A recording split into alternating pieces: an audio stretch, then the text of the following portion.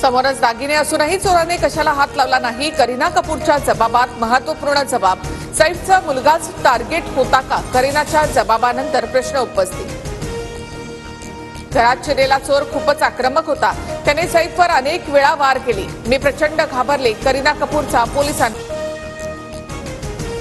सैफच्या नव्हे तर त्याच्या मुलाच्या हत्येच्या इराद्याने आरोपी घरात शिरला होता. जितेंद्र आव्हाडांचा खळबळजनक दावा. प्राणघातक हल्ल्यातून नशीब बलवत्तर म्हणूनच सैफ वाचला, अशी प्रतिक्रिया.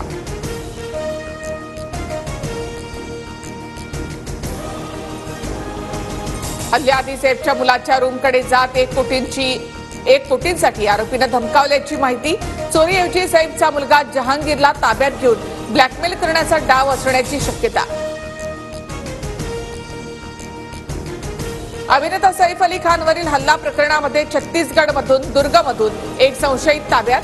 शालिमार एक्सप्रेसमधून संशयित पळून जाण्याच्या तयारीमध्ये असताना पकडलं. मुंबई पोलिसांची टीम चौकशी करणार.